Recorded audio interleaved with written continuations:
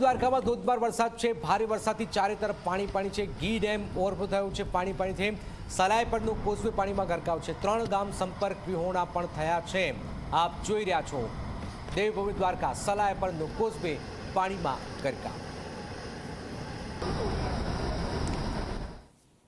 રાજ્યભરમાં વરસાદી માહોલ જે જામ્યો છે ને તેના કારણે જે તારાજી સર્જાય છે, અલગ અલગ જગ્યા પરથી જે દ્રશ્યો સામે આવ્યા છે, રેલ વ્યવહારને અસર પડી છે, રસ્તાઓ છે એ રસ્તાઓ બંધ થઈ ગયા છે। સૌરાષ્ટ્રની જો વાત કરવામાં આવે તો સૌરાષ્ટ્રના જે 14 ડેમો છે એ ઓવરફ્લો થયા છે। ગી ડેમનું પાણી છે એ આ કોઝવે પરથી ફરી વળ્યું છે અને આપ જુઓ આ રસ્તો છે 3 ગામને જોડી રહ્યો છે। હાલ આ રસ્તો છે સાવચેતીના ભાગરૂપે બંધ કરી દેવામાં આવ્યો છે। ગી ડેમ ઓવરફ્લો થયો છે ને તેનું પાણી છે આ કોઝવે પરથી લગભગ 5 થી 6 ફૂટ ઉપર વહી રહ્યું છે અને આ ગામ 3 ગામોને જોડતો આ રસ્તો છે હાલ તો બંધ કરવામાં આવ્યો છે। અને શું પરિસ્થિતિ સર્જાય છે, અમારા સ્થાનિક રિપોર્ટર અહીંના ગોવિંદ અમારી સાથે જોડાઈ ગયા છે। આ જે રસ્તો છે 3 ગામને જોડે છે, તો હવે લોકો કયા રસ્તાનો ઉપયોગ કરશે?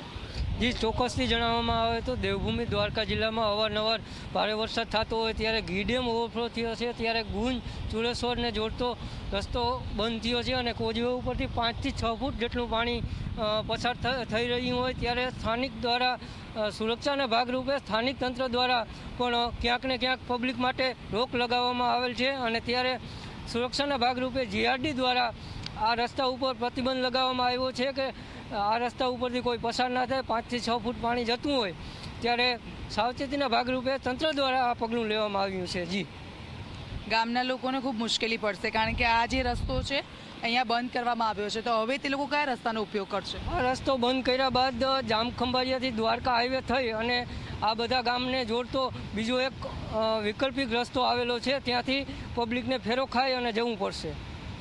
દર વર્ષે આ પરિસ્થિતિ થાય છે? હા, દર વર્ષે વરસાદની સિઝન દ્વારા 3 થી 4 વખત આવું પરિસ્થિતિ ઊભી થાય છે।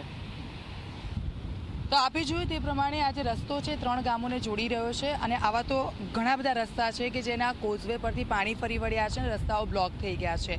કેટલીક જગ્યાઓ ઉપર રસ્તામાં ખાડા પડ્યા છે અને તેના કારણે પણ કેટલીક ગાડીઓ પણ ફસાયેલી જોવા મળી।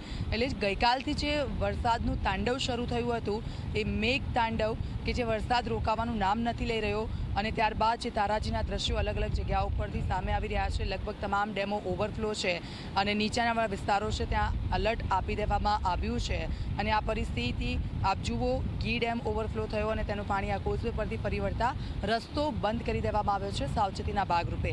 કેમેરામેન શૈલેષ બગડા સાથે દીક્ષિતા, ઝી 24 કલાક। રાજકોટના